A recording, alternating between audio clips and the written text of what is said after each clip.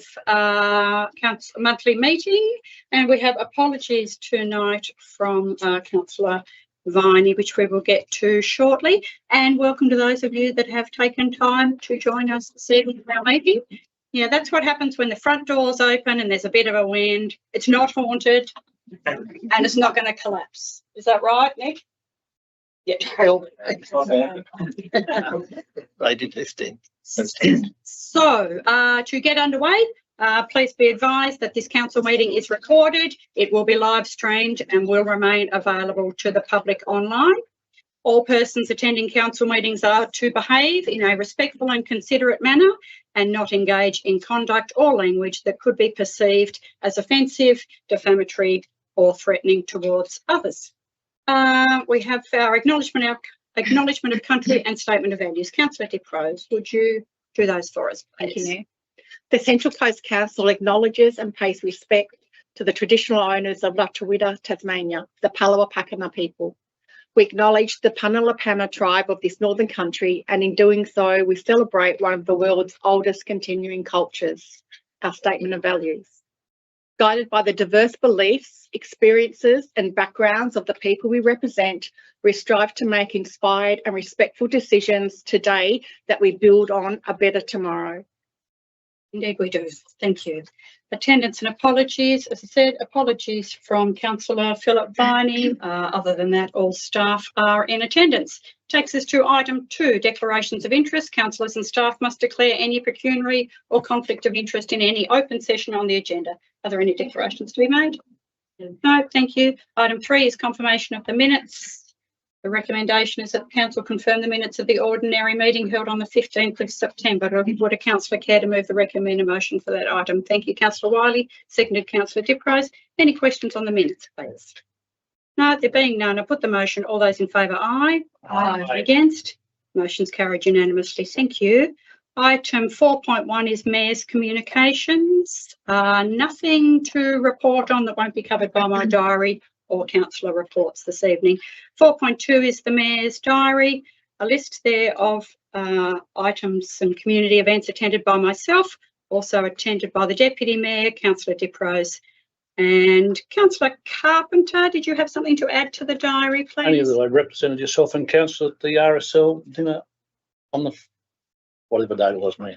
13th? 13th. Saturday the 13th, 13th. when everything else was on as well. Yes, good. That's the Alveston RSL sub-branch. Thank you so much for doing so. Would a councillor care to move the recommended motion for this item? Thank you, Councillor Van Ruin. Seconded, Councillor Smith. Any questions on the diary? If I might just mention, Please. Mayor, it was a pleasure to attend the Penguin Football Club annual dinner and witness all the great work that club's doing in amongst the community. Like, it was a really vibrant night. I'd just like to acknowledge the live members that were honoured there that evening, which was Jack Templeton, Tim King and Brad Kelly and Rowan Spiglick. So it's always special to hear the stories of these young men who have played footy with their club and the stories behind that. So it was a great night. Thank you. Thanks for attending on our behalf. Councillor Diprose. Yes, Mayor, on behalf of Council, I attended the Alveston Football Club dinner where Kerry Atkinson had life membership bestowed on him, which was fantastic to see someone who's been brought up with the club. His parents were also life members and his sister has done so much in the club. So it was really, really good to see him recognised for his efforts over the years.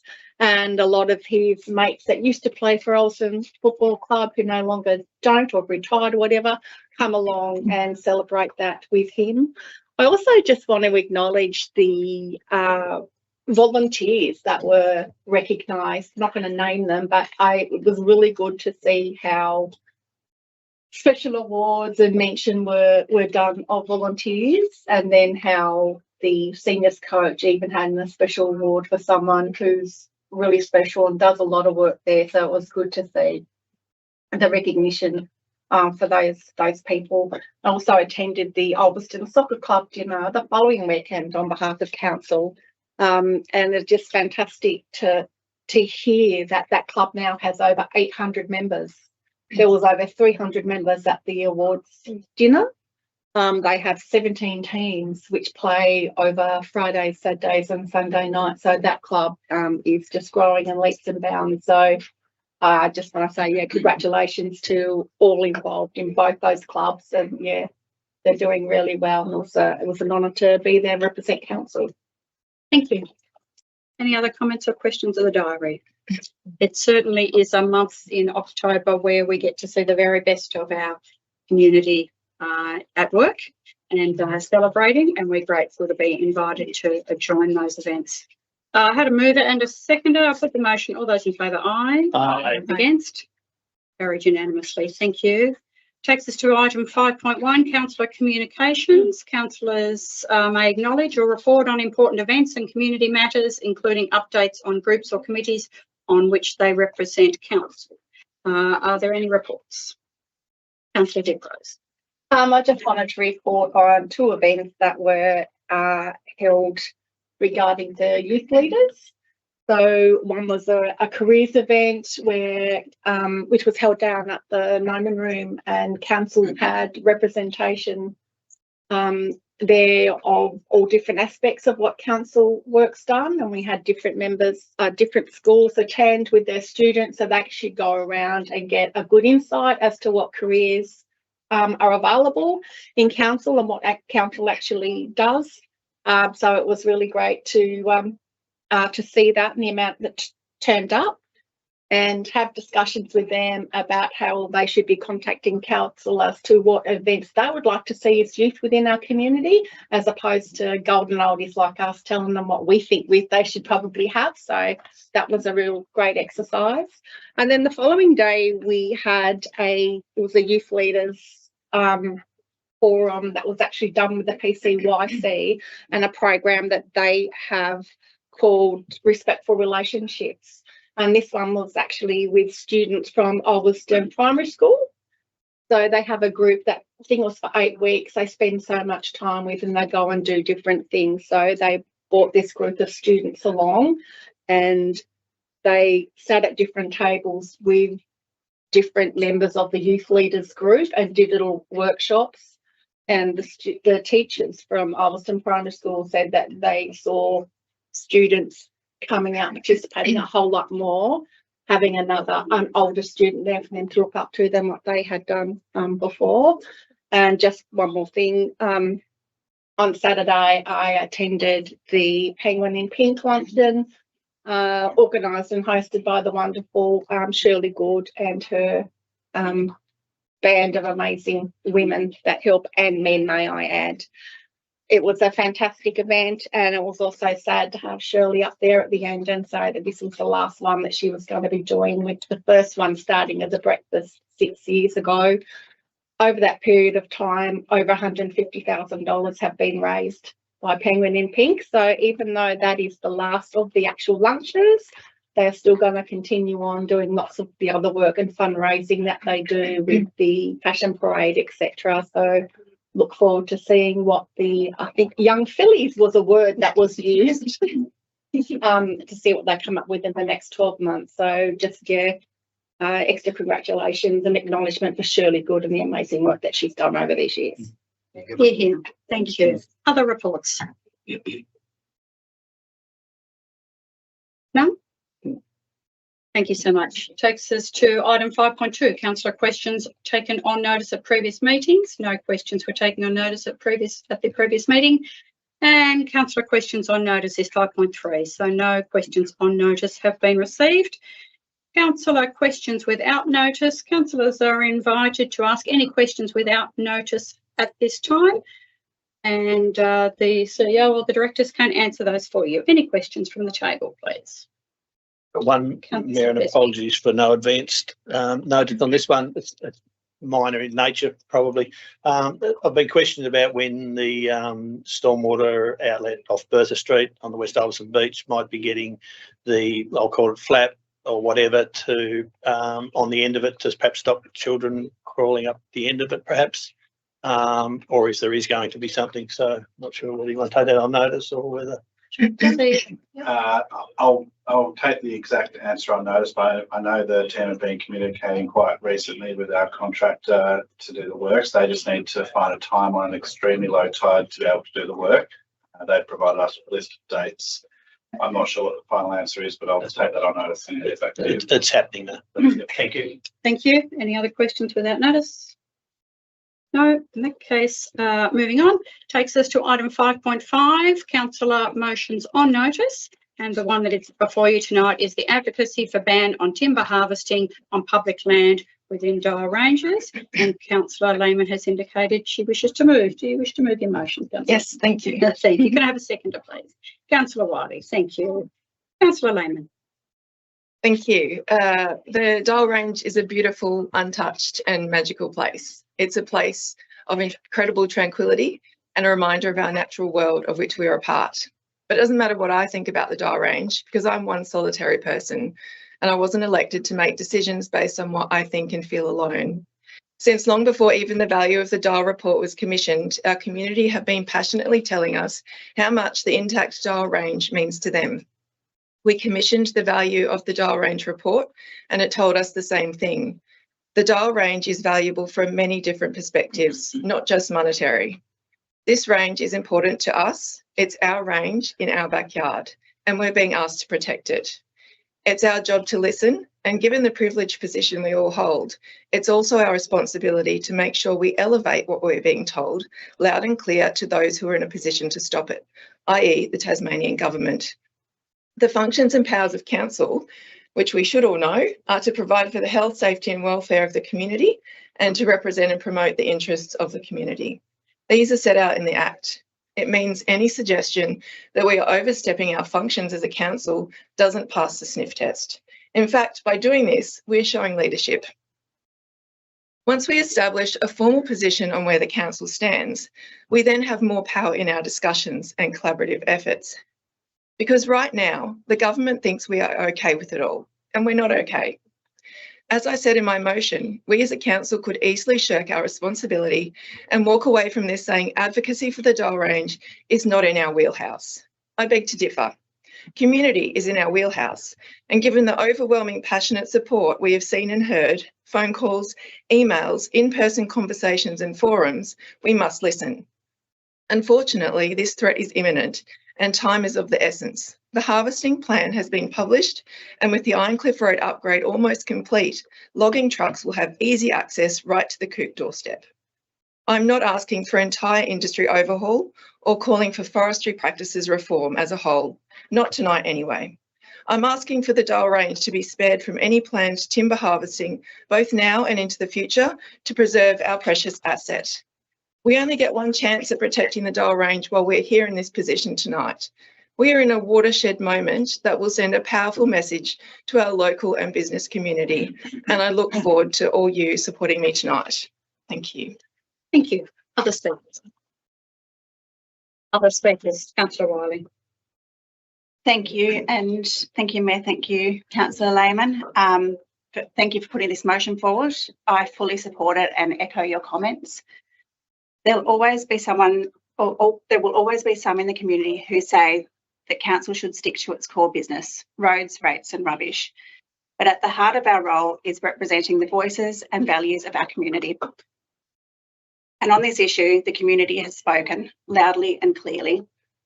The representations we received are not from a noisy few, but from a broad cross-section, walkers, riders, families, conservationists, and everyday users of the Darl, all wanting to see it protected from logging. We commissioned an independent, unbiased report that unequivocally supports protecting the Darl Range. It outlines the enormous potential for tourism, ecotourism, recreation and health benefits. It also shows that even from a purely economic perspective, logging would generate at best just over $28,000 a year, mostly from wood chips. When you weigh that against the long-term value the Darl provides, it simply doesn't make sense. This is not a motion about native forest logging as a whole. It's about protecting a very special area in our own backyard. It's hard to believe that this one coop would have any real impact on Sustainable Timber Tasmania's business plan, but losing it would have an enormous impact on our community into the future. It's not unrealistic to believe that what we have here could become a world-renowned visitor experience. We already have passionate community members working towards that vision, but only while the range remains intact. What would be worse than doing nothing at all would be to commission a report, agree with its findings, and then fail to act.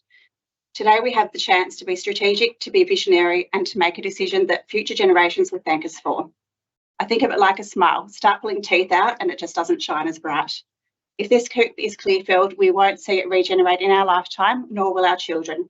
The forest we see today, around 70 to 80 years old, is worth far more than mostly wood chips and short-term gain. While we don't have the power to ban logging, we can make our position clear. We can seek meetings with Minister Ellis and the Premier if needed, and do so with little financial burden to council. Yes, our role includes roads, rates and rubbish, but as a modern council, our foremost duty is to represent our community and stand up for what matters most. Thank you. Other speakers? Speakers? Councillor Van Rooyen. Thank you, Mayor. I'll be reading tonight, so bear with me a moment. There's no doubt the Dial Range is a cherished and significant regional asset. It's been encouraging to read the report initiated by Council and delivered by Saul S. Lake and Emily Marler. The range contributes greatly to wellbeing of the residents across the Northwest Coast and beyond, supporting hiking, fall driving, mountain biking, dirt biking activities. It frames Ulverstone Penguin so beautifully in a unique way, adding to our community's identity, recreation, heritage. It's rich in history from early settlement, and I love seeing the history actually that our people have gone before us, which includes logging and mining in the area. It shows the strength of our people and where we've been and where we're going. This motion before us tonight to advocate against the logging of public land in the Dial Range has weighed very heavily on me. I've taken time to consider multiple perspectives from multiple people and come to share these thoughts with you tonight. We must acknowledge that this is a diverse issue, and we may have differing opinions even around this table, which is in essence democracy.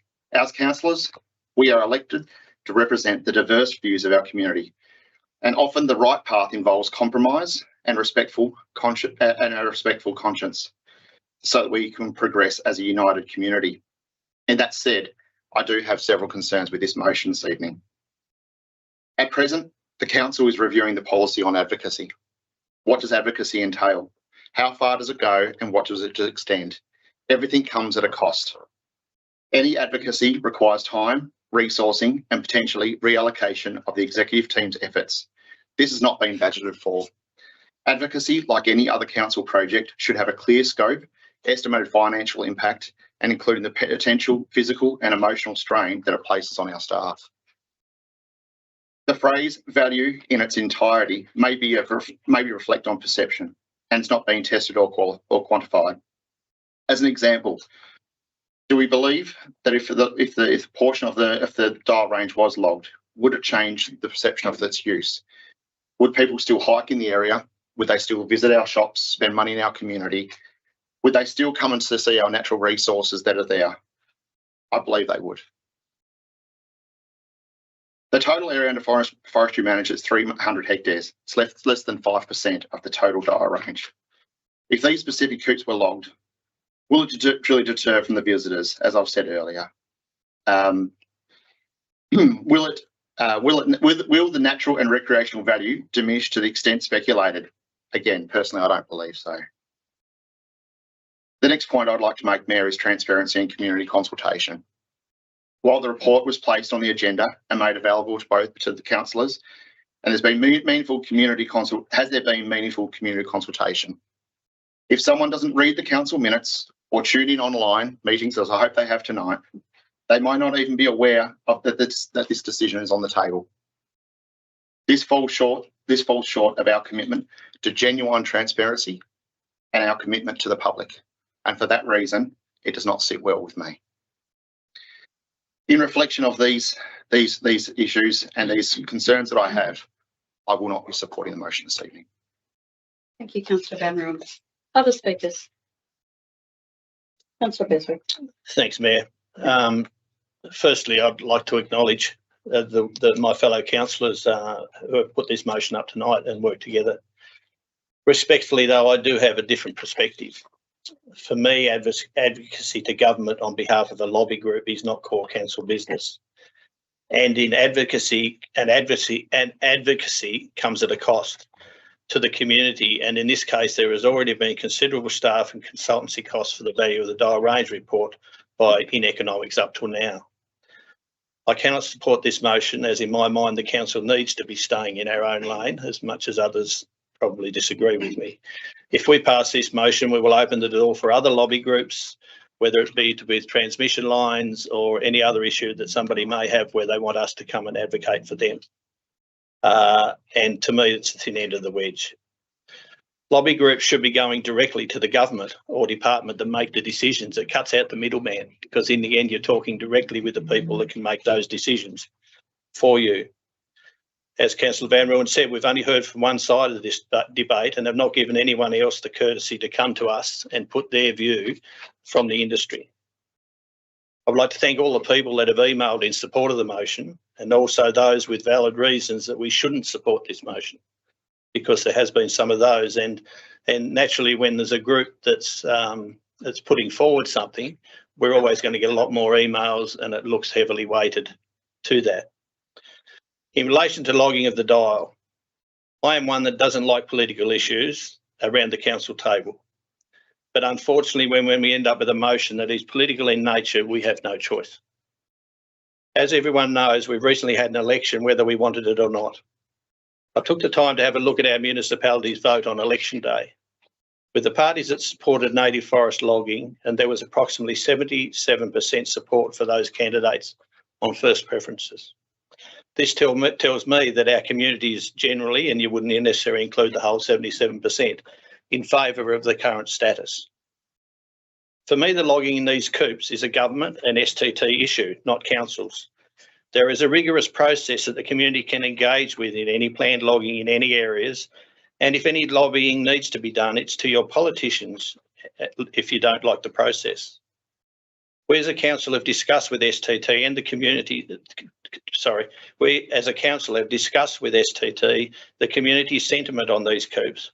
But even if we decide to have a position and advocate, it doesn't mean that the logging won't go ahead. It is my view that a collaborative role working with STT to alleviate the pinch points where the logging will directly affect the usage of the area would be the most proactive way moving forward. Tasmania has a huge amount of land locked away in reserves and national parks that is protected, and apparently we have the most land per capita locked up in the world. We're not just talking here about not logging one coop, we're talking about locking up all of the coops, and there's 180 hectares of that. The total amount of permanent timber production zone in the Dial is 3.6% of the total area. That the Dial Range report suggests that there is only $28,600 per annum, as was mentioned earlier, income from logging. This amount is only for that DL011C coop, which is only 20 hectares. If you extrapolate that over the whole 179 hectares of PTPZ for the lifetime of 80 years, as suggested, that equates to $232,000 per annum. I feel it was a bit disingenuous to not include the total income for all that land that is already currently as coops. It should be noted that since the election, the government, in conjunction with the Greens, have taken all future potential forests off the table. And in the Dial Range, that is 1,440 hectares, or approximately 30% 1 minute. of the total area. I do understand the economic value of the timber resource, having worked in the building industry for a long time. So I have a good understanding of the timber process and the value to the industry and therefore community. Would we rather import more timber from overseas, because that's what's happening now? And if we keep shutting more and more up all the time, there will need to be more imports, so more carbon miles. Forestry is a renewable resource, a crop, and when the saw logs are used, the carbon is captured in that timber for the lifetime of that product. I understand from what I've been told that new regrowth trees capture more carbon when they are young and vigorously growing than when they are old. Unlike when they naturally fall down in the forest, the resource has been lost and it emits carbon on the forest floor. In closing, I don't want to see indiscriminate logging in any of these protected areas either, but the PTPZ land has been logged before and will grow back again. Thank you. Thank you, Deputy Mayor. Councillor de Croo. I just want to start off by saying I so strongly support this motion, and I thank you so much, Councillor Lehman and Councillor Wiley, for putting it forward. We sit around this table and we talk about things not being political, yet we have political statements being made all the time. yes, I stood as a candidate for a party. However, I am not a party endorsed person sitting around this table. I declare my hand at everything that I do. So I am representing not a party, but I'm representing all the people that have contacted me with their passion and with their issues.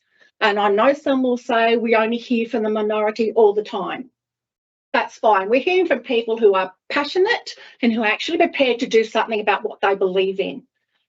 Without getting too more worked up, I'm going to leave it at that and just say once again, I fully support the motion and thank you. Thank you. Councillor Carpenter. Thanks, Mayor. Yeah, I'd like to congratulate all councillors at the moment at showing and talking and debating this hot topic at present. And I think when we sort of look at it in its entirety, like commissioning Sol Estlake and his counterpart to do the report and then endorsing that, I firmly believe that we believe what was written there was next door to somewhere near truth. Now, that can always be perceived differently. So I take myself as a farmer, as a regen farmer, and I grow stuff. I do things wrong. And I move on, I get advice, I get confidence, I do something different again the next time round. And it's quite clear to me in the report, in the value of the dial report, that logging is not the best way forward for that bit of ground. As far as economic growth and value for Central Coast Council and Central Coast community as a whole, and for dollars returned to the state government through taxes that businesses would pay through the growth in tourism and so forth, tourism and everything else that the dial gives you. So to be someone that wants to support something that is probably not heading in the right direction as far as that piece of ground can do, I think we need to learn a little bit more about everything else that we do, because it's quite clearly stated the value of the dial is somewhere else. It's doing something else. So it's not about anti-logging. It's not about anything else. It's the value of that piece of land is so important in dollar terms, in health terms, and in social terms to Central Coast community. It is incredible. For that reason, I'll support the motion. I'm not an anti-logger. I'd love to see this, if this motion gets up tonight, and I know it's stated as a ban of logging in the dial. The thing we need to come out of this motion, if it gets up tonight, is the fact that somebody will stand up in government and say, I'll come to a meeting with you. Somebody might stand up in private forests and say, I'll come to a meeting with you. It's not STT, it's the other players inside this industry, man, that we need to talk to. We need to find out how we can coexist in these situations. And there might be avenues, but until they come to the table, until they open up and come to the table and talk to us and let us know how it can operate and coexist, I have to support the motion. And it's as simple as that. I will sort of correct Councillor Lehman, and thank you for bringing the motion ahead, and Councillor Wire for second. But Cooks Road is probably the major road that will be used if the logging goes ahead. So just want to make that quite clear, Councillor Lehman. We might everybody from Noman car parking the Penguin complaining to us about the use of the road, where Cooks Road would be the road used. It is a crop, it's regenerative. You don't get old growth if you don't let it grow. It's got to start somewhere. And I agree that we do need timber. I agree with all the sentiments. One thing I don't sort of agree too much on, everybody's got the right to look and learn and listen. Accepting the value of the dial was somewhere near 3 months ago. And I think if lobby groups, either for or against, hadn't got hold of that by now, there's something wrong with what they do. Is it our role to go around and knock on everybody's door and let them know that this is out there? I don't believe so. Is it our role to advocate? I firmly believe so, Mayor. I'm just going to read you something here where I've got to go Saturday in regards to the res zone on a submission we give to the Minister Digan. Just over 1 minute, just letting you know. Yep. It's to do with the res zone. For health, safety and welfare of our communities, we advocate, this is from the council, we advocate strongly for the res to avoid close proximity to all residential areas. So we've already stated our position on advocacy. We've done it in my 16, 17 years at council. It's nothing new. It's not costly. It's there. It's in black and white. We've agreed to advocate for our residents and our ratepayers. To me, this is no different now. So thank you to councillors for bringing it forward. And remember, if we don't change, we're frightened of change. Anything in the world change, we are frightened of change. Don't keep going down the same path when there's no return, when there's better options, Mayor. Thank you, Councillor Carpenter. I welcome Councillor Viney to the table. Other speakers, Councillor Smith. I thank my fellow councillors for the motion. It has also weighed extremely heavily on myself. This motion is not just a letter. We have spent approximately $79,000 on a consultant. This will be a decision without any consultation with community. That's what does worry me a bit. This decision is saying lock up the dial. Let's be honest. And I'm not saying that's not a good thing. The story in the Advocate is all that most of our 22,000 residents know about. It is a multi-purpose use at the moment and should remain so. What is my concern is removing STT's process could result in total closure. Who takes responsibility for that?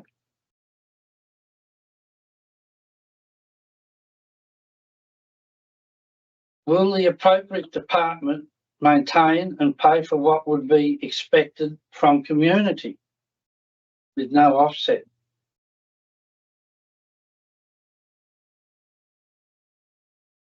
Sustainable Timber pay a dividend to state government. Parks and Wildlife, wonderful organisation, is funded out of that budget. Will there be funding in government if government decides not to allow STT back into the dial? Supposedly departments have had budget cuts. Where would our loved dial stand then? Thank you. Councillor Viney, I appreciate that you've just joined us, but you've joined us in time for item 5.5, which is Councillor Lehman's notice a motion on notice. Do you wish to speak to? I apologise for my lateness, first of all, which is very unavoidable. I've heard most of what Councillor Carpenter had to say, and I agree wholeheartedly with what Gary had to say. It's certainly not our decision whether they log or not. We're not experts in the timber industry by any means, but from what we have, we are representing our ratepayers, and we can see the value of the dial range. We've spent money looking at what is available and what can be done and what can't be done in that area. So therefore, I see it as a request to STT and the state government to have a real look at the area before they make a decision to log it. But it's certainly not our decision whether they do or they don't. It's just a request from us to have a look at it. And you know, like I said, we've spent money on looking at it, and that's the result of that work by us. Thank you. Thank you. That would leave myself, and I will keep it brief. Thank you, Councillor Carpenter, for clarifying about Ironcliff Road in Councillor Lehman's contribution, and based on some other emails that we've received today, I would hate people to think that the upgrade to Ironcliff Road was in any way associated with forestry or harvesting activity in the dial. And this has kept a lot of us awake for the last little while, hasn't it? Because it's complex. And it is an issue, to Councillor Viney's point, it's an issue that we are not experts on. I've spent many days poring over the 2011 decision and the 2022 decision and going back to the 2007 decision, and there are layers and layers. And the layers tell me that every 5 years, based on the intergenerational forestry agreement that was initially signed, every 5 years, a complete representation of the Tasmanian Parliament gets to review the areas, the boundaries, the content, the volume, the environmental protections. And every 5 years they hand down their finding on behalf of the Tasmanian people that says we need to change this, we need to move this, we need to increase the harvest, decrease the harvest, we're worried about this particular part. So I have trouble always separating my knowledge of the whole picture from what it is that Central Coast and Central Coast Council should do. The motion is ill-timed for me because I don't have the answers to many of the questions, and in our various conversations that we've had, you know that I've advocated for a forum or a survey or some community engagement, because I'm super mindful of the fact that there is a slice of the section of our community, the industry that provides employment and so forth that we haven't heard, and indeed other people that just have a different point of view.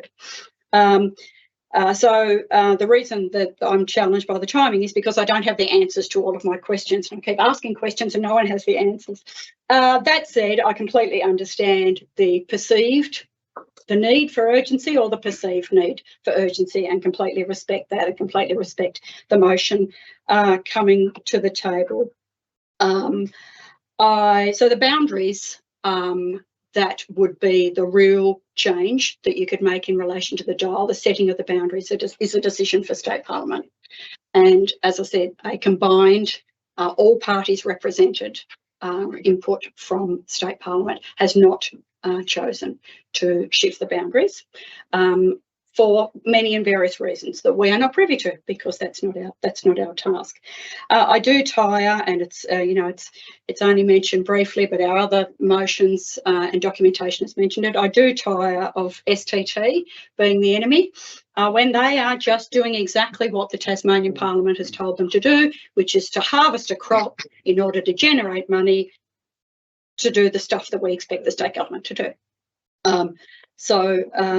And I would say that to date, and for anyone that's been following this journey at Central Coast Council, we do have a pretty good working relationship with them in relation to roading and things that they need to do in order to get their work done.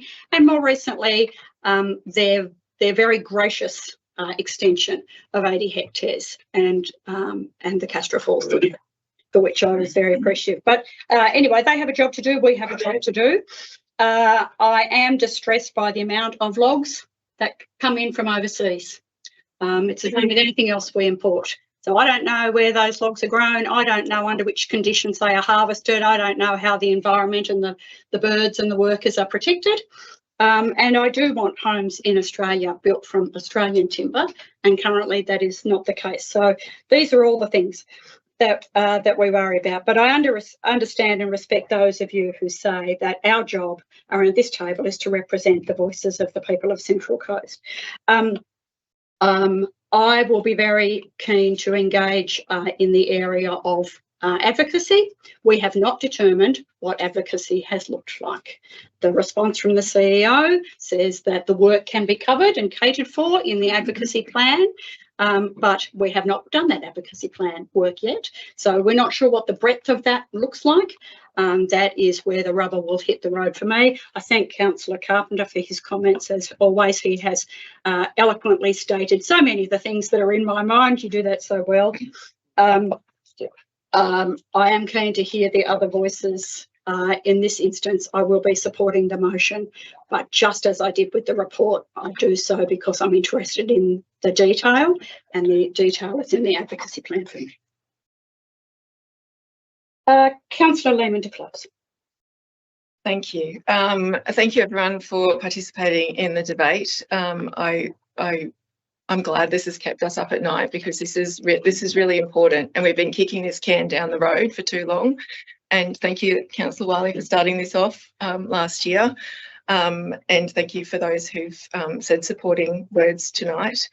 This is a really important decision for us to make, and yeah, that's all I have to say. Thank you. Thank you. That being the conclusion of the debate, I put the motion. All those in favour, aye. Aye. Raise your hand, please. Those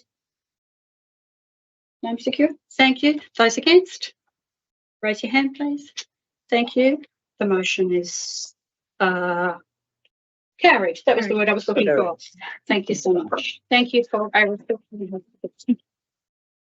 It takes us to item 6, petitions and deputations. 6.1 is petitions. No petitions have been received. 6.2, deputations. No request to address the meeting as deputations have been made. Item 7 is public question. There's a delay. And then you know what happens on radio. 7.1 is public questions taken on notice at the meeting. So we get to the bit that some people in the room have been waiting for. And thank you. And I hope you found the previous discussion informative, even if it's not for the reason that you joined us this evening. So 2 questions were taken on notice at the 15th of September 2025 council meeting. The council's written responses to those questions are sent directly to the questioners following the meeting and are provided to you in the agenda for the purpose of record. Public questions on notice. 2 questions from a member of the public were submitted on notice for tonight's meeting. The questioner is not with us in the room, therefore it is my task to read the question and the response. The question is from John Richardson at Leith.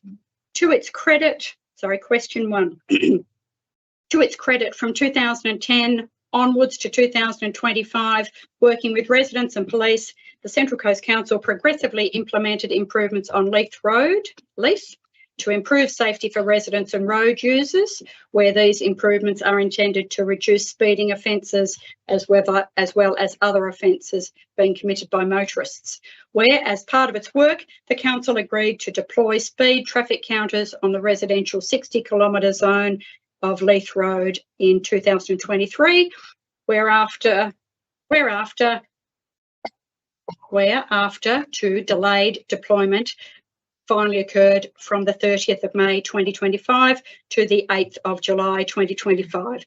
As a result of this deployment, what percentage of vehicles exceeded the posted 60-kilometre-an-hour speed limit as they were recorded on council recording equipment deployed adjacent to 9 Dry Street on the northern side of the intersection of Leith Road and Dry Street?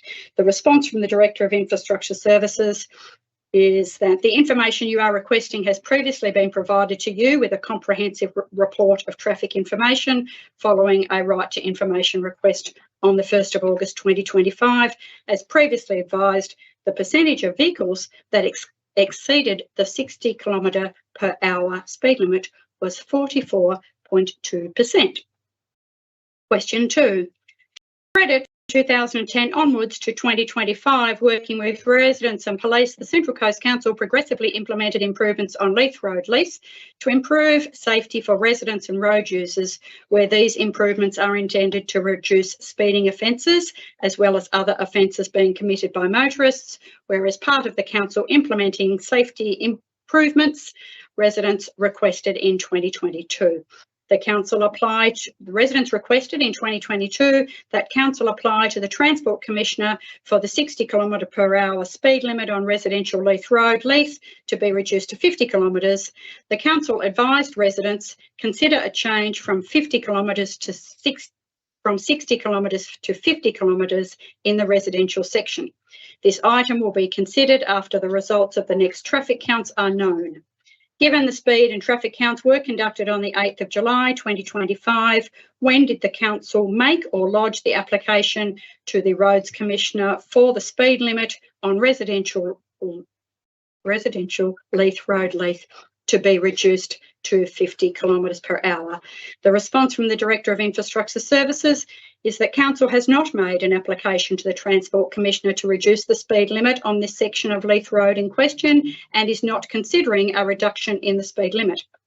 The Tasmanian Government have produced Tasmanian speed zoning guidelines to ensure a consistent application of speed limits across the state. Reviewing Leith Road against these guidelines suggests that the current 60-kilometre-per-hour speed limit is appropriate and further reduction would go against the principles of these guidelines. Moving to questions from the gallery. So public questions without notice provide an opportunity for members of the public to ask questions of the Council relating to our activities. Statements and debate will not be allowed and any questions must be clear and succinct. Members of the public may ask up to 2 questions without notice at this time. Please address your questions to myself. For the purpose of recording, we ask you to stand at the end of the table where there's a microphone. Just state your name and where you're from and advise the subject matter of your question.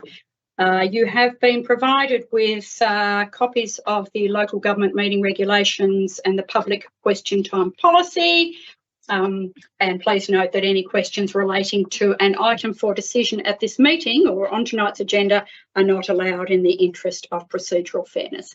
So I advise the gallery again that this council meeting is recorded. It will be live streamed and will remain available to the public online. I also advise that the amount of time allocated for public question time at any public meeting is 30 minutes, which is to include the questions that I have just read and answered.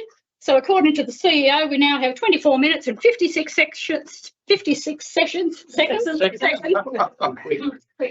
which I will gladly take questions from any of you and hopefully provide a response.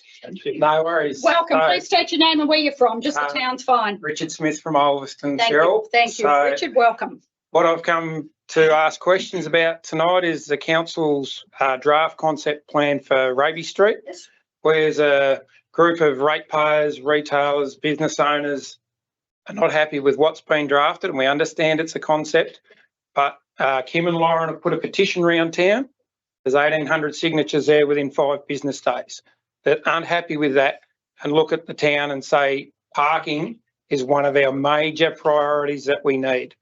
So there'll be more questions from other people. My questions are, firstly, is how much did the council pay Emerge, the company that did the draft concept plan from Melbourne to do it? So how much did the council pay? Thank you, CEO. I'll refer to the director. Director. Yeah.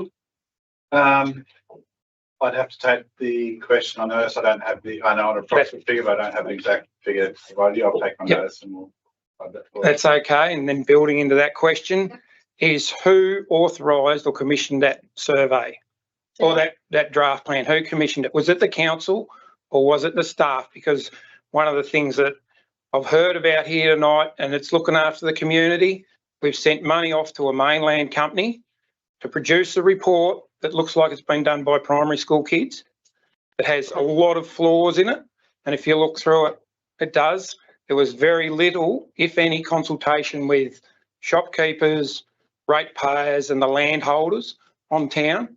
But that money gets shipped off from Ulverston, Penguin, Central Coast, whatever we want to call it, and then it's taken away out of the community. Surely there is somebody in this community that could have done that draft concept plan, So, if not in your offices. so your question is about who Authorised and commissioned that the report. the report? The report, that, as in the draft concepts that are out Yeah, there. who authorised Emerge to do that? Was it voted on by the council or was So it? there's a tender process that is undertaken. So it's through the tender process, and they have to meet a range of criteria and scope, and that's then evaluated, and people and the different companies are scored, and then there's, based on that weighting, then there's a recommendation on who should be awarded the contract. So it's quite a proper procurement So it was a process. staff decision to spend whatever we spent there, not a council? It was a recommendation.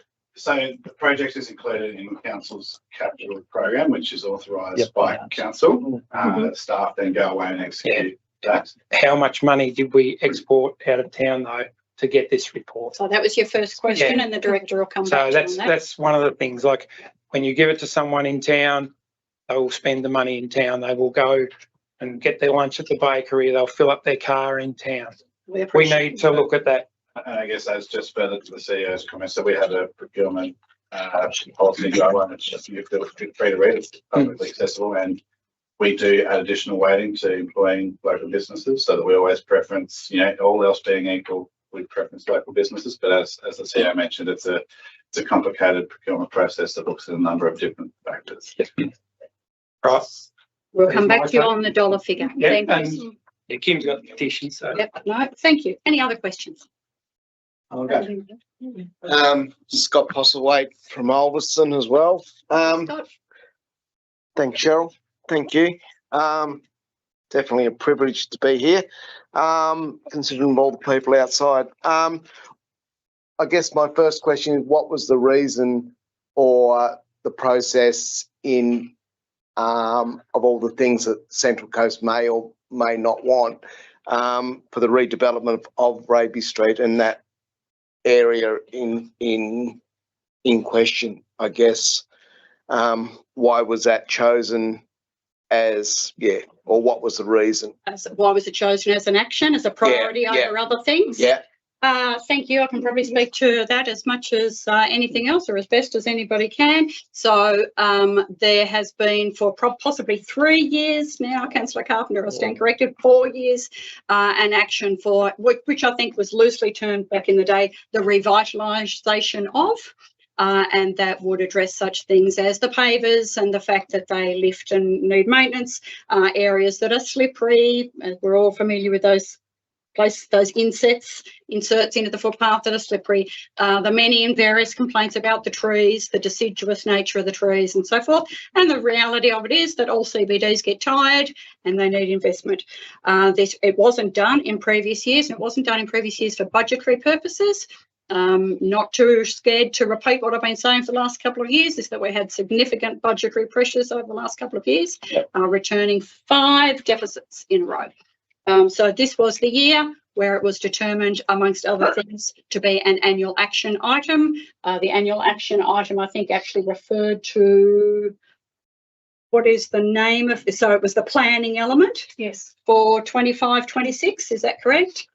With the implementation in future years. Based on funding availability. So tired, needs to be done, every couple of decades, hasn't been done, had been kicked down the road for quite some time. So as with all budgetary things, when we make those decisions, we weigh up all of the things that need doing, what the rate burden needs to be to do what we think is most important, and we determine the priorities that way. Okay, cool. Thank you.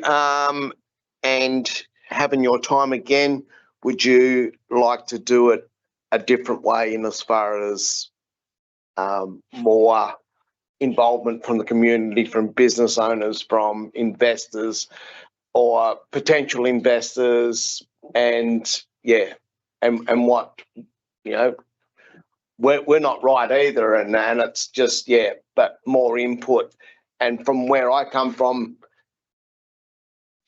tell me age, 41 years of being in business in Ulverstone, it's just, and the guys have spoken about parking, and then I go back, the 6 car parking spaces that we lost in the main street through that intersection over McDonald's, Crescent Street, the flower pots up the street. So there's that. So your question is, should we have, do we imagine that we should have used a better process? I can comment. Yes, please do. I think any consultation, I think you can, in hindsight, is a wonderful thing. Yeah. And you learn from that. As an executive team, we've already spoken about, as the community are probably aware, we've actually done a range of consultations at the moment. Yep. We've had a number. So what we're looking to do towards the end of the year is basically a post-mortem of those. Yep. What worked, what didn't work, what are the learnings, how can we do things differently next time? I do understand from my very short time here, there has been over a number of years, different types of consultation undertaken with the community about Raby Street. Yep. So that actually fed into part of the briefing that went to the consultants. But the main one is, and tomorrow afternoon is one of those first face-to-face consultation with the consultant. So as well as another one, I think Wednesday during the day. Certainly there is room for feedback to put in, so we can actually refine things and hopefully land on something that is more palatable. Yeah, cool.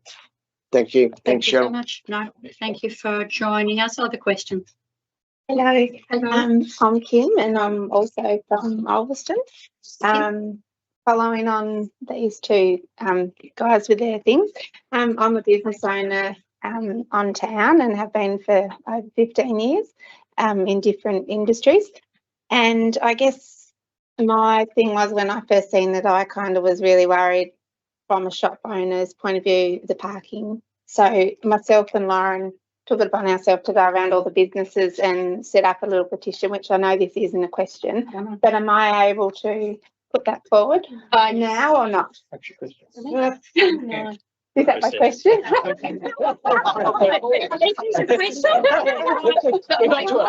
challenge you to know the answer. Just hold that. Okay. Process for tabling a petition, is it allowed to be done in person? Could receive We need to consider it at the next. Yes, that's right. Yeah, that's So we okay. wouldn't have Yeah. asked any comment, but Yeah, yes, so we're we- happy to receive it formally from Left you. that in the shops for 5 business days and got over 1,800 signatures. Our main concern that the people have is the parking and the maintenance of all this that's going to happen, because our current concern is the maintenance that's already happened out there is very, very low. So my question is, is what is the current maintenance schedule for Ravy Street and the budget for this? So, yeah. Director, we might need to take that on notice, Nick. Yeah, so I don't know the exact figure. We do have some routine pavement cleaning and being paid and stuff like that. The exact frequency, I don't know. Yeah. Just on your previous point, though, I just want to elaborate that there's been no final decisions made. Oh, This yeah, is- no, this is, I understand that, yeah. This is the start of We- the yeah, conversation. So And that's why we kind of did this, because it's too late once the dirt starts turning up. So I guess we just wanted to kind of put this forward. it's pleasing that so many people are interested. Yeah. I have an ask of you though.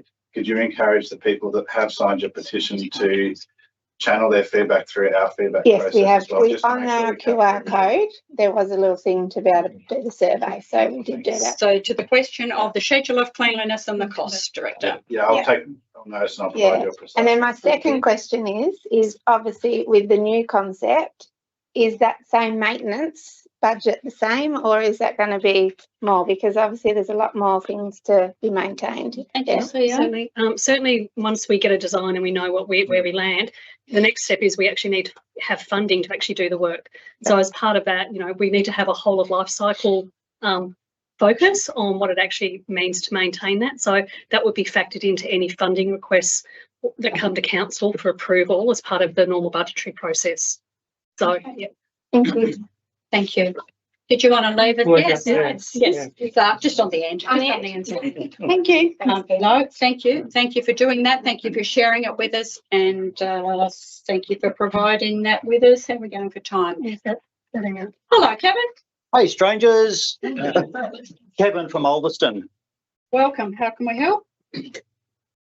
Recently, I was looking back at the minutes. So this is my bad for not doing it till recently. From previous months, and I noticed that most of my questions I've presented since January have had a response from the Chief Executive Officer of, quote, question is taken on notice, finish quote, only. Directly from the Central Coast website and on the sign over there, is our coast values, which includes open communication and accountability, the O and the A.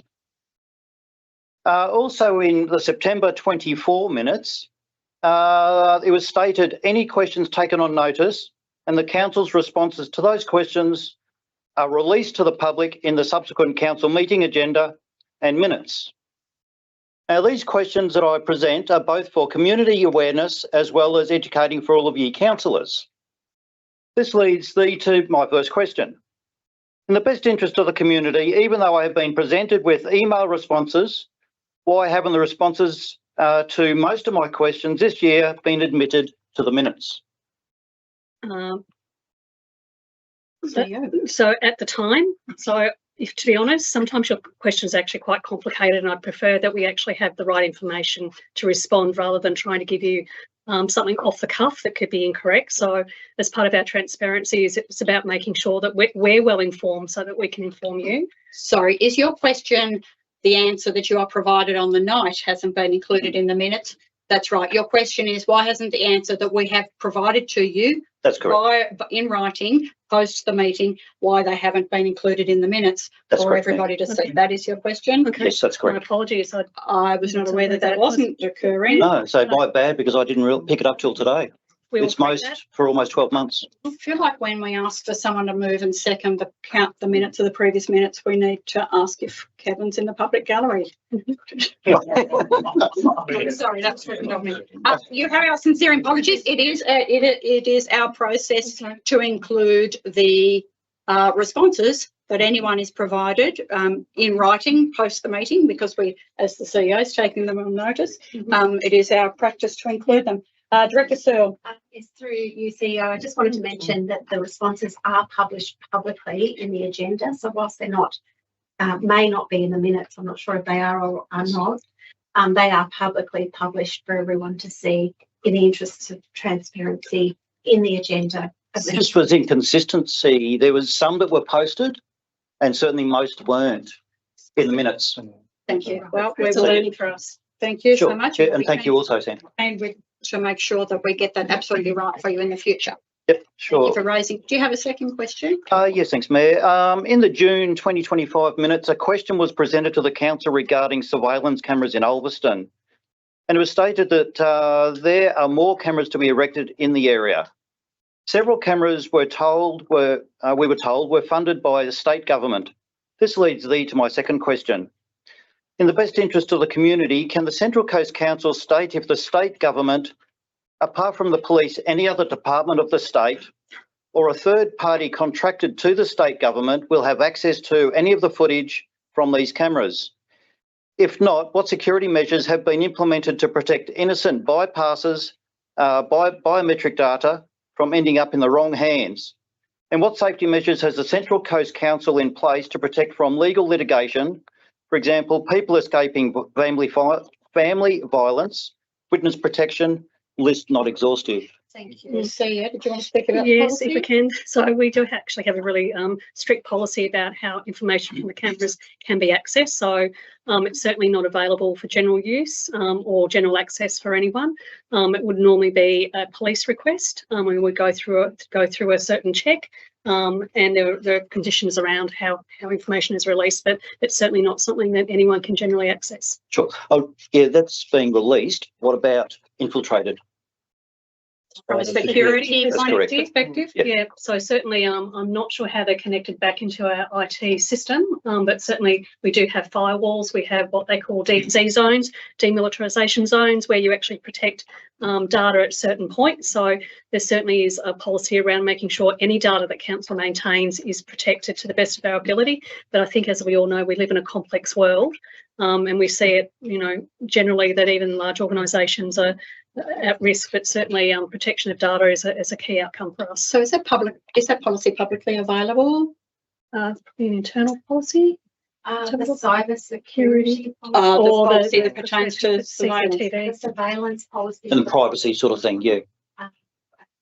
personal information policy, which talks about the protection of information. And we also have internal policies around how we secure data from an IT perspective. So it's quite a well-governed environment, and we certainly take our responsibilities in keeping people's information quite seriously.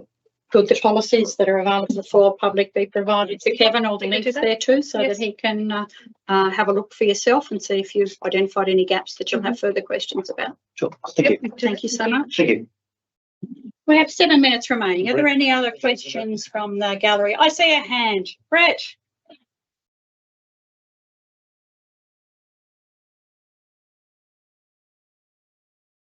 Welcome. Welcome. I'm Brett Allison. Lived in Mission Hill for 50 years in the same place. So I'm over 50 years. So I'm truly a resident of Penguin. The reason I'm here tonight is that over the period of the 50 years, at different times, I've been pretty vocal and criticised the council on different things, and when I've disagreed with what their procedures have been. But tonight, I want to actually congratulate the council and the council staff and the mayor and Darryl and for putting together the new Dog Proposal Act, and I fully support it. And I am a dog lover, and I've been a dog owner, and but what dogs I pat, I think that's my choice. And that's why Penguin need a dog-free beach, and you haven't voted on it yet, but you're going to be, and I look for your support to endorse what's been tabled as the Act and the dog, what's the Management policy. dog management policy. And so the question is, when are you going to be putting this dog act to the vote? Yeah. Thank you. See you. It'll be the November meeting, our next meeting, council's next meeting. November. Okay. Yeah.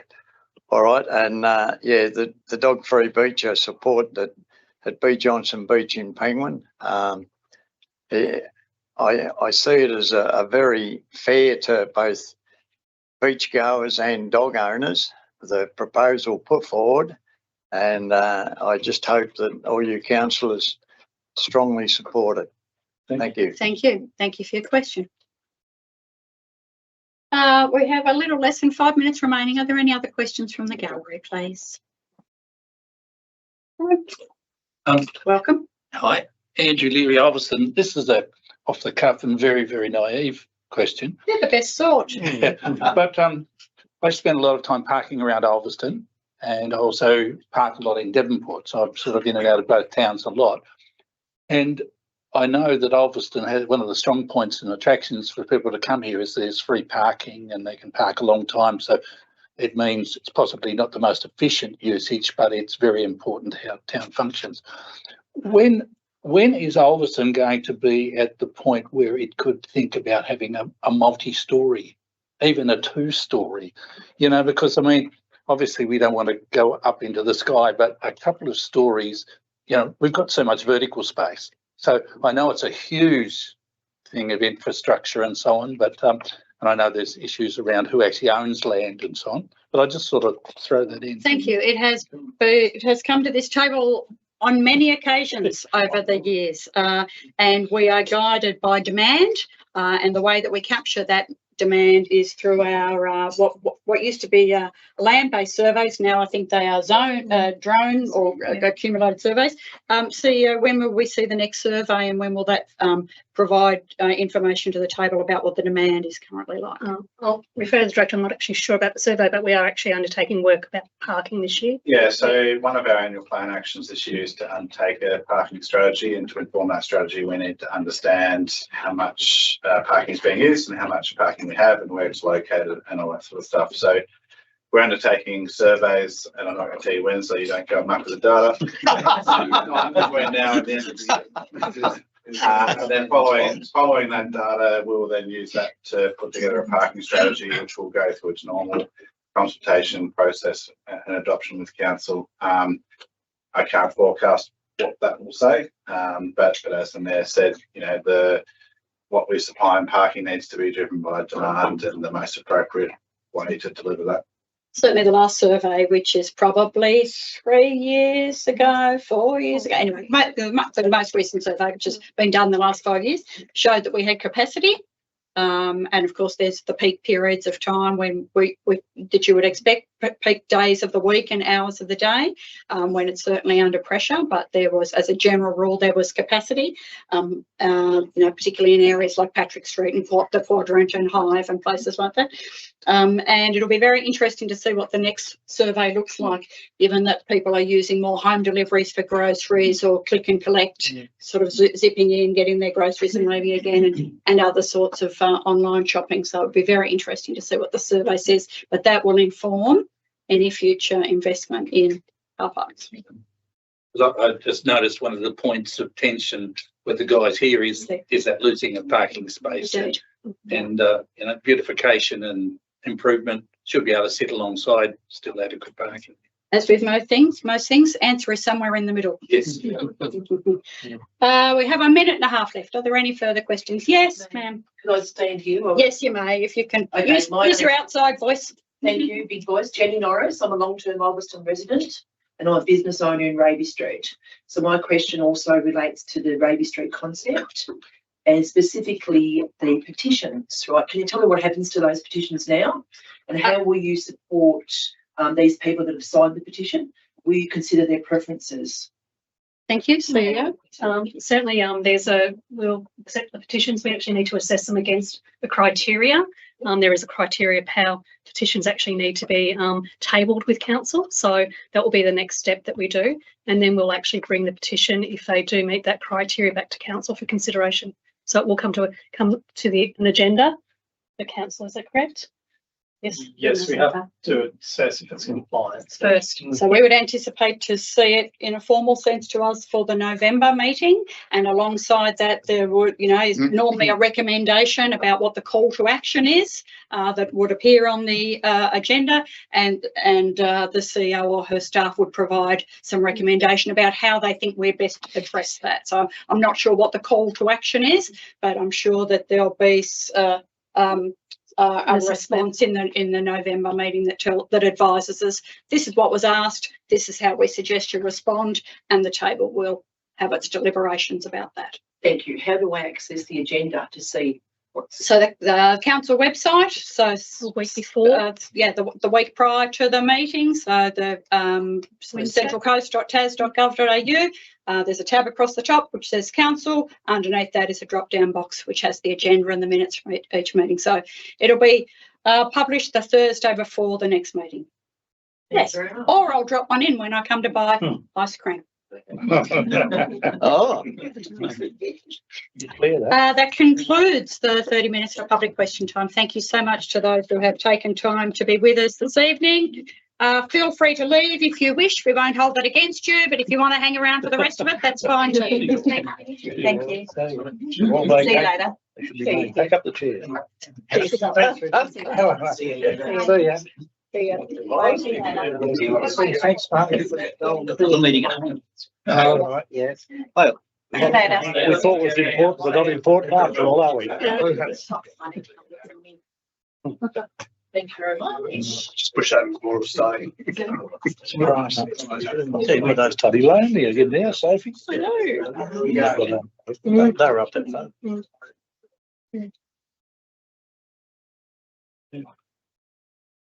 Councillors, we shall resume.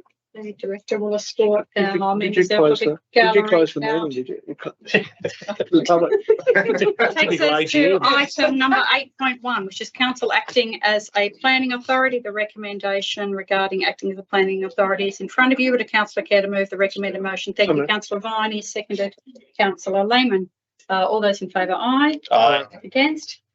Motion is carried unanimously. Thank you. Which takes us to 8.2, the development application for a residential shed and additions to dwelling verandas at 15 Risby Street in Ulverston. You have the report, you have the location plan and site photos, the application documentation and the representation that has been received. Would a councillor care to move the recommended motion for this item, please? So move, Mayor. Thank you. Councillor Beswick, seconded Councillor Viney. Councillor Beswick. Yes, thank you, Mayor. Having visited the site yesterday with some of the other councillors and yourself, to hear Jacqueline's concern with this project, as much as I empathise with her condition and so forth, I feel that there's no reason why we shouldn't pass this application. From a planning perspective, it is quite palpable. There's very minor variations to what is allowed in a building site, in any project. So there's probably not much more to say for that, really, but obviously.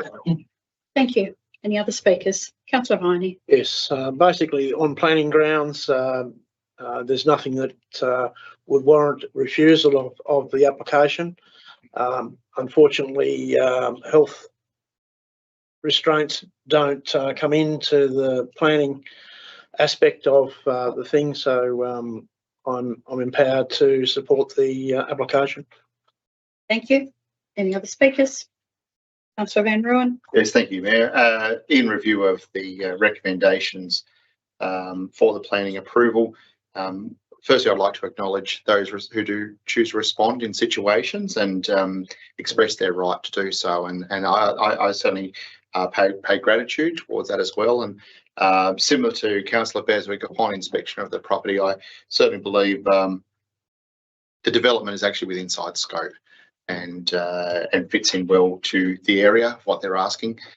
Very, very small limitation of request and support the recommendation to approve the development. Thank you. Any other speakers? Councillor Diprose. Yeah, look, I just, I'll be supporting the motion, but I really do want to acknowledge Jacqueline's concerns with her health, and I wish there was scope for us to deal with that in planning, but there isn't. So yeah, I just want to acknowledge her concerns. Thank you. Any other speakers?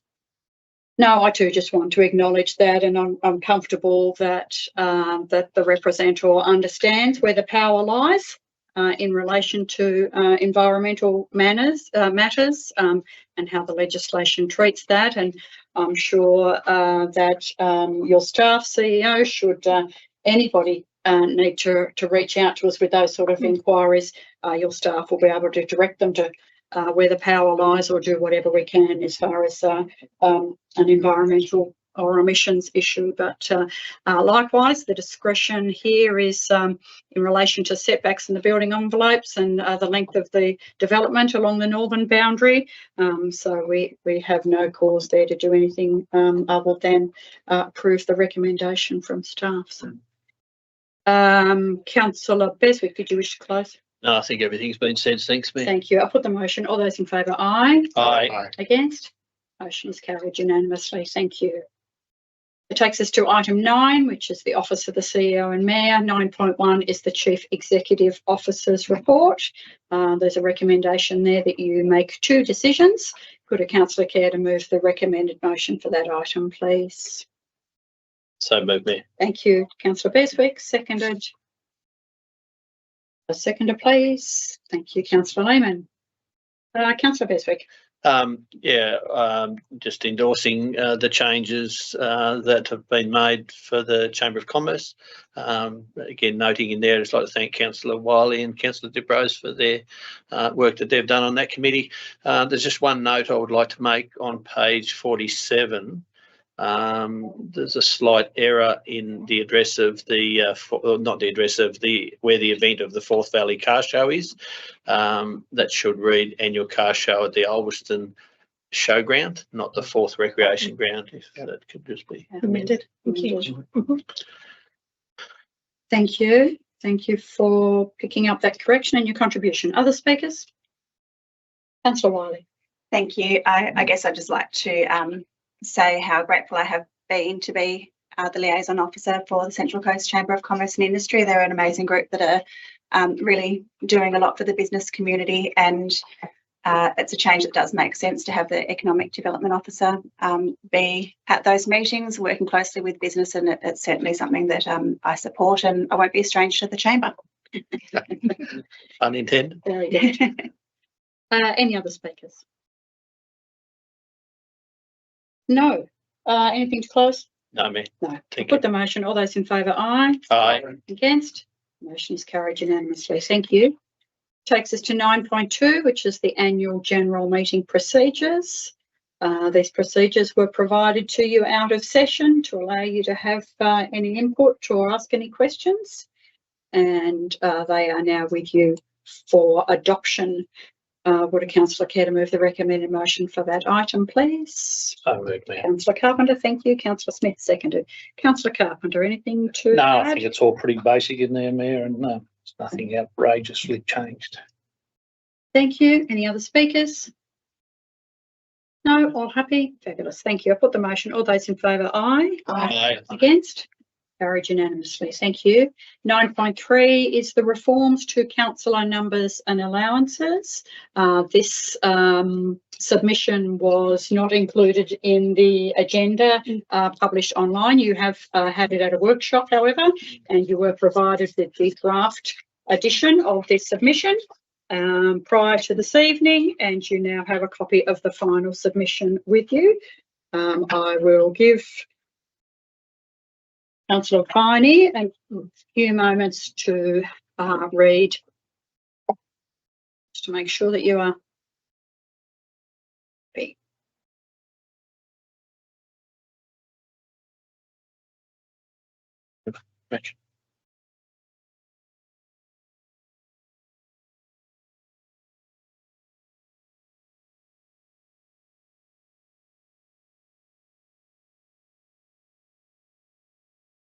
When you're satisfied, would a councillor care to move the recommended motion for that item, So moved, please? Mayor. Councillor Carpenter, thank you. Councillor Wiley, thank you.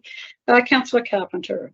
Again, Mayor, I think the way we've workshopped this and gone through this, and it's come out, our submission is worded the way that I'm quite happy with to support that. I think we've got to be really, really strong in our support for council numbers to stay status quo. I think it's worded through the submission there quite strongly, and I've got no need to read all that out again. And if that is the case, if the LOG would leave council numbers as they are, well, 1, 2 and 3 then become null and void, in my opinion, as such. And basically, as the councillors here in the submission have also got, no, and a yes there. So perhaps down the track, number 1 should be considered anyway, irrespective of what council numbers are around the table, and that should be their priority, instead of trying to reduce numbers which would have no net benefit to ratepayers at council at all in the financial terms. And I really see it as the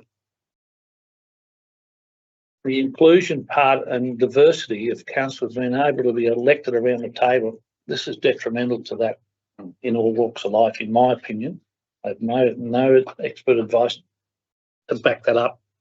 But if you want diversity, the more you cut the numbers, the less diversity you got. And I think it would have been shown, it's shown tonight what a group of 9 councillors can do in a good, honest debate. You cut that to 5, I don't believe that would happen. I don't believe that people would be strong enough to be able to stand up against some strong councillors to speak their opinion, at least with 9. But there's no net value to council or to ratepayers in this, and I think there's bigger priorities. Thank you. Other speakers? Councillor Bestwick. Yeah, just briefly, for me, there's a lot bigger fish to fry with local government reform than this one. It's a bit of tinkering around the edges. Amalgamations for some people is a dirty word. For me, it's probably not. We've got the Mersey Leaving Alliance happening now, which is working together. But unfortunately, the decision was made when there was a bit of political debate about forced amalgamations, and then there's a back off, and then it's got to be a community vote for those sort of issues. For that sort of thing to happen, the elected people around the table have probably got a better idea to be able to help the community absorb those decisions, rather than something you have to go to a community vote. So I think it's just tinkering around the edges for myself, and there could be a lot more that they could do. Thank you. Thank you. Other speakers? Councillor Dipper. Personally, I just think it's been a waste of money, this being put forward. There's that, cutting back councillor numbers, especially Central Coast, from 9 to 7. There is no financial gain. There is loss of representation for our community. The community has absolutely nothing to gain from it. It also, we then look at workloads being increased, which then cuts back the time that people can put in. So if you're working full time, you're not going to put your hand up to sit on council. If you've got children, you're not going to put your hand up, because at the moment I deem it to be manageable, and my children are quite older. But if I had younger ones and there was a reduction in number, I certainly wouldn't be putting my hand up now to do that. And I would hate to see it council become a place for just retired people, which is what you would end up looking at, because they'd be the only ones that would have the time to be able to put in effectively the time that needs to be used. Thank you. Any other speakers? Councillor Van Rooyen. I'll be really brief. Thank you, Mayor. Without repeating what other councillors have shared in the sentiment, I think the summary of the submission words quite well in the fact that this chamber does not support the changes to the council numbers across the region. And as identified, I'll just summarise over that. There is no financial benefit for the community. They actually lose representation. Again, we're a large land area for the Central Coast region, from Leith through to Haybridge. Thank you, Councillor. We're a large area, and it's great that we can actually sit here tonight and have vigorous debate. And that's what democracy is, and that's what a council should be doing, is representing a larger, wide community. Let's not rip off our community by making this change. Thank you. Any other speakers? No, who was the mover? Councillor Carpenter? Thank you. Anything to close? No, I think it's all been said. Thank you. I'll put the motion. All those in favour, aye. Aye. Those against? Carried unanimously. Thank you. Item 10, it's community services. There are no open sessions for that department. Takes us to 11, which is corporate services, and 11.1 is the financial report. There are 2 requests of you there, to receive it and to update the fees for Gainsway Aged Person Housing Complex. When you are ready, could I have a mover, please? Councillor Viney, thank you. Seconder, please. Second, Mayor. Councillor Carpenter, thank you. Councillor Viney, did you wish to speak to the motion? Once again, the financial results are very clear and concise. The explanations are very straightforward, and it's very, well, for most people, it's very, very easy to go through and read the result, and as such, it's all there for reading and noting. The Gainsway fees and charges, I believe the upgrade there was required, and therefore I'm happy to move that motion. Thank you. Any other speakers? No, ma'am. Nothing to Did you add. like Everybody something else? happy? No, I don't like anything. I just want to make sure that if you haven't had something you want to ask or say, then I just wanted to commend the staff, the way these reports are coming out now. It's very easy to be able to, there's notes, greens, reds. Isn't it great? We've only got 1 red, and that's only because of interest. So everything else is spot on. So thank you. agreed. Councillor Van Rooyen. I did read the numbers and provide a few notes. Mayor, it's what I do, is I like to look at the numbers. But without boring everybody, I have written here before. I said overall the financial report presents a positive picture, demonstrating that careful planning and prudent management continues to underpin council's operations. We're now a full quarter into the financial year, and it's reassuring to see that the statement of comprehensive income, which includes our rates, fees, charges, grants, and the share of profit and loss in associated enterprises, is tracking well with minimal variance. As expected, the interest income is down, which aligns with the current financial climate. Similarly, we're seeing a rise in outstanding rates on demand. However, this reflects the broader trend, as discussed within the notes, in regards to landowners shifting towards quarterly instalments or payment plans. Encouraging, the overall proportion of rates paid remains on track, and there's also no areas of concern in this regard. The statement of financial position, or the balance sheet, also remains stable, with no red flags or emerging issues. One area that I did want to highlight, if that's okay, Mayor, is the capital delivery performance expenditure, which covers our essential maintenance and development, our roads, our parks, our bridges, plant equipment. Currently, expenditure sits at 12% for the full year budget. So that's 2.83 million against a budget of 24.16. 3 months into the financial year, I would have anticipated a more proportional level of expenditure. However, as noted in the report, several capital projects are yet to commence and will grow as the year continues. As a council, we naturally value a surplus budget and strive to maintain financial discipline. However, it's important not to fall behind in capital expenditure, as underinvestment now can lead to inflated costs for future years. Agreed. Yes, thank you for the contribution. Anybody, any other? No, councillor Vine, anything to close? Yes, I'd just like to say thank you very much to Councillor Beswick for congratulating the staff. I thought after 5 times saying that, I thought I'd better leave it. Good coming from someone different. Yes, so, yes, yeah. it's really great. Thank you, Councillor Beswick. That would be it in closing. Thank you. I'll put the motion. All those in favour, aye. Aye. Against? Motion is carried unanimously. Thank you. And 11.2 is the audited annual financial report for the year ending 30th of June 2025. That's the biggie. You've been provided with 4 attachments, including the report from Audit Tasmania to those charged with governance. That is you. Would a councillor care to move the recommended motion for this item, please? Councillor Viney, seconded Councillor Wiley. Councillor Viney. I have pleasure in moving that we accept the audited financial report for the year ended 30th of June 2025. I'll note that there was a favourable budget result this year, and we've actually recorded a surplus instead of a deficit that we had projected, which is very pleasing. This report will be dissected by many over the next month or so before the annual meeting, so I will let that occur. Thank you. Other speakers? Councillor Wiley. Just in Councillor Viney's failure to do so, I'd like to congratulate the staff on their work to end up with this result. So it's absolutely well done to the team. Thank you. Other speakers?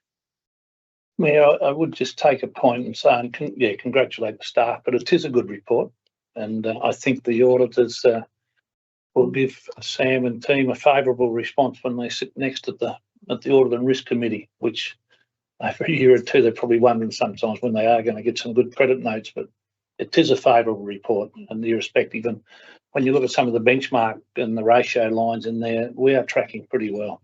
We are really tracking well in a lot of things, and we just keep going along the way we're going. So thank you. Great. For me, again, the underlying surplus or deficit is the magic graph, and we know where we've been over the last 4 or 5 years, and I hope that staff have been regularly. Sometimes we go a little bit wayward, but regularly, I hope that staff feel that they have your support in making the changes necessary, or deferring the projects, or doing whatever needed to be done to get us back to that underlying surplus position slowly but surely. And of course, it was interesting to have that question tonight about how you determine what the priorities are, and I was thinking about that Raby Street project, and all of the different decision points along the way. But we are now in a position where, particularly for this year, we have budgeted to plan, and that we are not placing unrealistic expectations on staff in relation to capital delivery or financial pressures. So no, very, very pleasing to see that result. Councillor Viney to close. Other than my continued apologies to everybody tonight. No. Thank you all. I'll put the motion. All those in favour, aye. Aye. Against? Motion is carried. Thank you, and congratulations to the CEO on her first financial year result. That takes us to item 12, infrastructure services. 12.1 is the Tasmanian Reuse Impact Study. You've been provided with the Reuse in Tasmania report. Would a councillor care to move the recommended motion for this item, please? Councillor Van Rooyen, seconded Councillor Wiley. Thank you. Councillor Van Rooyen. Yeah, thank you very much, Mayor. Look, it's actually a great report to read on and to have a look at how our resource recovery and the waste and resource recovery can actually assist so many organisations within our community, and the reuse of items that come through those stores, etc. It's doing a number of things. It's eliminating the waste that's going to our landfill. It's putting resources back into the community, but it actually creates a community in itself. Like going to any clearance sale or garage sale, there's a community there who greatly values that resource recovery system. And it's something that I'm certainly proud of going past as I enter into our resource recovery system, because I know it's doing a great community service. So yeah, fully support the report provided, and yeah, wish to move that. Thank you. Other speakers? Councillor Wiley. Thank you. I think it's always, while it's great to celebrate what's happening, it's always great to have a look at the challenges that they face and the challenges that we face in lots of different environments. Things like the shortage of volunteers. We know Central Coast relies heavily on volunteers to run, and we're very lucky here. But, you know, that's something that perhaps in the long term sustainability of any of these things, we need to look at how we can attract more volunteers to help. And then obviously the other really big one that stands out to me is the strong competition from online fast fashion and low cost disposable clothing, which we know is a big problem worldwide. So just 2 points there that I would like to highlight. Yeah, that's it from me. Thank you. Other speakers? Councillor Beswick.